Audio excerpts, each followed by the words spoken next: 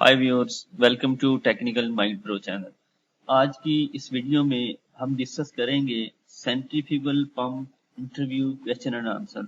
इसमें हम वो वाले मोस्ट इंपोर्टेंट क्वेश्चंस देखेंगे जो मोस्ट कॉमनली इंटरव्यूज में किसी भी मैकेनिकल इंजीनियर से, टेक्नीशियन से या फिटर से पूछे जा सकते हैं। इससे पहले कि हम वीडियो को डिटेल में डिस्कस करें, अगर आपने अभी तक चैनल को सब्सक्राइब नहीं किया तो please subscribe the channel and click the bell icon ताकि आने वाली वीडियोस आपको मिलती रहे। सबसे पहला क्वेश्चन है, बहुत ही आसान, बहुत ही सिंपल है, बट मोस्ट कॉमनली ये क्वेश्चन स्टार्ट में पूछा जाता है। What effects on pump if it runs dry without liquid. यानी कि जो वाला लिक्विड पानी है या कोई भी है, आपने किसी भी पंप से पास करना है, उसके बगैर अगर आप पंप को लगातार चला के रखते हैं, खाली पंप को आप चलाते हैं, तो उससे क्या होगा? इससे पंप का जो टेम्परेचर है मोटर का वो बढ़ने लग जाएगा, जिससे क्या होगा, पंप जो है वो हीटअप होगा और अगर आप ज्यादा देर चलाएंगे तो वो बर्न आउट भी हो सकता है, जल भी सकता है। विच pressure create on I of impeller in casing. आप सबको पता है केसिंग जो इम्पेलर होता है उसमें एक आई होता है जहां से वाटर या लिक्विड जहां से सक्शन हो रही होती है। वहां पे कौन सा प्रेशर होता है? जब सक्शन हो रही है तो इट मींस कि वहां पे नेगेटिव प्रेशर क्रिएट हो रहा होगा। Which part prevents leakage from casing to shaft में? सेंट्रीफ्यूगल पंप का कौन सा पार्ट है जो कि लिक्विड की लीकेज को रोकता है? वो है हमारे पास दो पार्ट्स हो सकते हैं, या मैकेनिकल सील या फिर ग्लैंड पैकिंग। अब क्वेश्चन ये है कि इन दोनों में से कौन सा पार्ट मोस्ट एफिशिएंट है? मैकेनिकल सील जो है वो ज्यादा बेटर एफिशिएंट है as compare to gland packing, more preferable है। Which centrifugal pump has high installation and maintenance cost? आप सबको मालूम है कि जो सेंट्रीफ्यूगल पंप्स हैं वो डिफरेंट टाइप्स के होते हैं, सिंगल स्टेज, मल्टी स्टेज, इसी तरह पॉजिटिव डिस्प्लेसमेंट जैसे रेसिप्रोकेटिंग पंप है।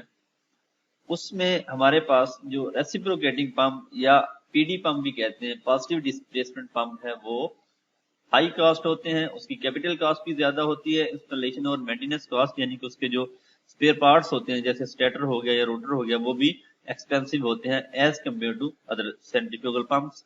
और ये कहाँ पे यूज होते हैं? ये जहाँ पे हमें हाई हेड चाहिए होता है या हाई प्रेशर चाहिए होता है, वहां पे मोस्ट कॉमनली यूज किए जाते हैं। Size of centrifugal pump depends upon. किसी भी सेंट्रीफ्यूगल पंप का साइज किस चीज पे डिपेंड करता है? दो चीजों पे पंप का साइज डिपेंड करेगा। Number one, size of impeller, कि आपने इंपेलर किस टाइप का यूज किया है। Number two, speed of the pump. जैसे जैसे पंप का इंपेलर बड़ा होगा, पंप का साइज भी बड़ा होगा, फ्लो के हिसाब से डेफिनेटली, और पंप की स्पीड पे भी डिपेंड करता है। How to know if pump impeller lock nut is loose. Pump का जो इंपेलर होता है इसको अपनी जगह फिक्स करने के लिए, क्योंकि हाई स्पीड पे रोटेट कर रहा होता है, लॉक नट लगा होता है, अगर वो लूज हो तो आपको पंप जब आप ऑन करेंगे तो कैसे अंदाजा होगा कि ये पंप इंपेलर का जो लॉक नट है लूज है? इससे क्या होगा, जब भी लॉक नट लूज होगा, feel jerk when rotate the shaft, जब भी शाफ्ट घूमेगी तो उससे झटका लगेगा, जिससे आपको साउंड से आपको आइडिया हो जाएगा कि झटका लग रहा है, तो इसका मतलब माइट भी पॉसिबल के जो इंपेलर है उसका लॉक नट है वो लूज हो गया है। Very important question. लेट्स, आपके पास के स्लीव जो है उसका आउटर डाया 30 mm है, ग्लैंड हाउसिंग जो है उसका इनर डाया जो है वो 50 mm है। तो आपको उसमें जो ग्लैंड आपने यूज करनी है लीकेज रोकने के लिए, उसका साइज क्या होना चाहिए? अगर आपके पास स्लीव का आउटर डाया 30, ग्लैंड हाउसिंग का इनर डाया 50 है, तो आपके पास ग्लैंड पैकिंग का जो साइज होगा वो 10 mm होना चाहिए। बहुत ही इंटरेस्टिंग क्वेश्चन है, मोस्ट कॉमनली पूछा भी जाता है। उसके बाद, how many types of miss alignments exist in pump installation या कमीशनिंग। जब भी आप पंप की फिटिंग कर रहे होते हैं तो किस टाइप की अलाइनमेंट, मिस अलाइनमेंट हो सकती है? कीप इन माइंड, दो तरह की अलाइनमेंट, मिस अलाइनमेंट हो सकती है। नंबर वन, पैरेलल मिसअलाइनमेंट, ठीक है। Number two, angular misalignment. ये पिक्चर भी दो शो की हुई है, दोनों टॉप वाली जो पिक्चर है उसमें पैरेलल और एंगुलर मिसअलाइनमेंट को शो किया गया है। लास्ट वाली जो है वो एक्चुअल एग्जैक्ट है, करेक्ट है, जिसमें दोनों चीजें अलाइनमेंट में है।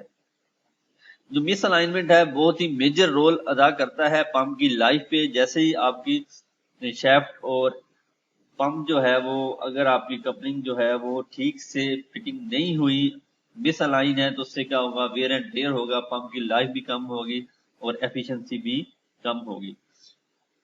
नेक्स्ट क्वेश्चन है which type of bearing is use in centrifugal pump. Picture भी शो करवाई हुई है। हमारे पास जितने भी सेंट्रीफ्यूगल पंप है मोस्ट कॉमनली हमारे पास बॉल बेयरिंग यूज हो रहे होते हैं। which part maintains the clearance between casing and impeller। Casing और impeller के दरमियान एक क्लियरेंस मेंटेन की जाती है। अब वो पार्ट जो क्लियरेंस मेंटेन करता है या जिस पार्ट के थ्रू हम क्लियरेंस को मेंटेन करवाते हैं उसका क्या नाम होता है, वो वेयर प्लेट होती है। ये पिक्चर में आपको नजर भी आ रही है। वेयर प्लेट ऐसा पार्ट है जो कि impeller और केसिंग के दरमियान क्लियरेंस मेंटेन करवाता है। What will be effect of pump if motor and shaft are misalign. अगर ये जो अभी हमने पीछे बात की कि हमारे पास दो तरह की मिसअलाइनमेंट होती हैं, पैरेलल भी होती हैं और एंगुलर भी होती हैं। अगर पंप मोटर और शाफ्ट आपस में मिसअलाइन है, ये अगर आप गौर करें, इसमें क्वेश्चन भी है कि ये वाली पिक्चर में कौन सी मिसअलाइनमेंट है। Reply your answer in the comment section. अगर ये दोनों आपस में मिसअलाइन है तो क्या हो सकता है। जैसे मैंने अभी पहले बताया कि इसके बहुत ही सीवियर इफेक्ट्स हैं पंप पे। नंबर 1 कपलिंग डैमेज हो सकती है। नंबर 2 सील डैमेज हो सकती है। बेरिंग डैमेज हो सकता है। मैकेनिकल सील लीकेज हो सकती है। ये 3 मेजर इफेक्ट्स हैं। इसके साथ साथ पंप की लाइफ भी कम हो सकती है, आपकी शाफ्ट भी डैमेज हो सकती है। What is name of process of filling water in casing and suction line. Pump चलाने से पहले नॉर्मली तौर पर उसकी जो सक्शन लाइन होती है उसमें वाटर होता है, इसीलिए आप जहां से सोर्स ऑफ वाटर ले रहे होते हैं वहां पे एनआरवी लगाते हैं ताकि पंप की सक्शन लाइन जो है वो फिल रहे। इस प्रोसेस को क्या कहते हैं, इसको हम प्राइमिंग कहते हैं। अगर ऐसा ना हो, जिसे हम कॉमन वर्ड में हम कहते हैं जी पंप ने एयर ले ली है, पंप पानी नहीं उठा रहा, सक्शन नहीं कर रहा, तो उसकी वजह यही होती है कि उसमें पंप की लाइन सक्शन लाइन में वाटर फिल नहीं होता या लिक्विड फिल ऑलरेडी नहीं होता। In which direction impeller blades are more efficient.